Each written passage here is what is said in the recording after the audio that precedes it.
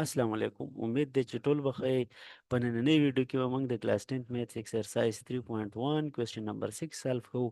کوېسچن نمبر 6 سټیټمنټ دی کوي دلته د ایکس او د وای په منځ کې انورس ریلیشن وي د ایکس او د وای په منځ کې، او بیا راکړي دي چې ایکس 4 نو وای 6 وي. بیا تاسو دا دوه معلوم کوئ، وای چې کله ایکس 12 او ایکس چې کله وای 24. ټیک ده.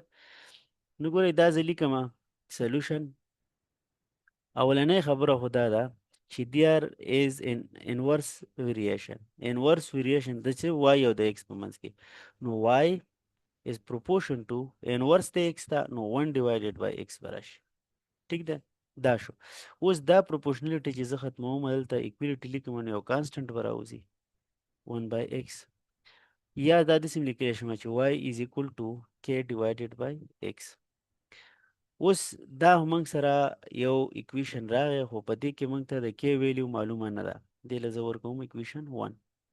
نو کې معلومولو دپاره به زه څه وکړم؟ x is equal to 4 y is equal to 6 دا به پټ کړم. to find k put x is equal to 4 y is equal to 6. او دا زه کوم ځای لیکم؟ دا ګیون دی، ګوره دې ځای کې ده. نو دلته زه لیکم چې دا ګیون انفارمیشن ما سره هغه مې استعمال کړو. نو دې ځای کې زه ولیکم چې y is equal to 6 k divided by x4. نو دې ځای کې ګوره زه دا k معلومول غواړم. نو دا k چې زه معلوموم دا 4 به زه بوت ساید ملټیپلای کړم، دلته به ملټیپلای کړم، دلته به ملټیپلای کړم. د دې ځای نه خو به دا کینسل شي او دلته کې به دې 24 راشي. نو 24 ما 26 ولیکه، 24 چې چارې 24 دی که نه is equal to k. نو دا ویلیو د کې دا به زه په دې اکویشن کې واچوم او موږ سره به یو دغه راشي، بل اکویشن راشي. نو دا به زه دلته ولیکم پوټ ان اکویشن 1. نو اکویشن 1 کې به دا واچوئ y is equal to 24 divided by x. دې له زه اوس نوم ورکوم اکویشن a. دا اوس دې نه به موږ دغه دواړه پارټونه سالف کوو، دا چې کوم پارټ 1 دی او پارټ 2 دی. ټیک دی که نه؟ ها پارټ 1 ته ګورئ. پارټ 1 وایي چې وای معلوم کړئ چې کله x 12 وي. نو دې ځای کې به ساده ولیکئ پوټ x is equal to 12 in equation a.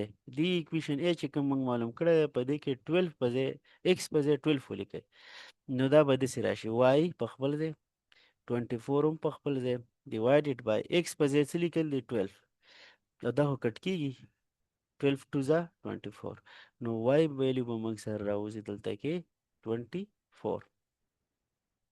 سیمیلرلی دلته کې پارت 2 ته بیا ګورئ. پارت 2 څه وایي چې find x when y is equal to 24. نو تاسو ساده چې څه ګیونی هلته ولیکئ چې put y is equal to 24 in equation 1 a. دې equation کې اچول. نو ګوره y به 24 واچوئ is equal to 24 divided by x. اوس x معلومول دی. اولنۍ خبره خو دا ده چې دې اکویشن کې x چې کوم دی لاندې دی. نو زه به دې ځای کې یو سټپ زیات وکړم. دا به تاسو ګوره داسې کوئ. ها اول به تاسو دې ځای پورې ولیکئ، بیا به د دې نه بعد دا ولیکئ، او د دې نه بعد به بیا دلته دا ولیکئ. صحیح ده؟ ګورئ اولنی سټپ دا دی چې دا ریسیپروکل به واخلم. ټیک ریسیپروکل.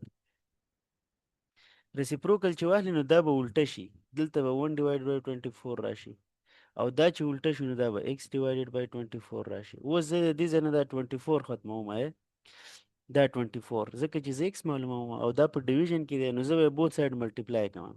ملټیپلای بوت ساید بای 24. 24 معنی چې دا ملټیپلای کې 24 ملټیپلای 1 ډیوایډ بای 24 is equal to 24 multiply x divided by 24. ګورئ دا 24 به دې سره کینسل شي، دا 24 به دې سره کینسل شي، او موږ سره به دلته کې پاتې شي 1 او دې خوا به پاتې شي x. یعنې x ویلیو موږ سره راووته 1 راووته.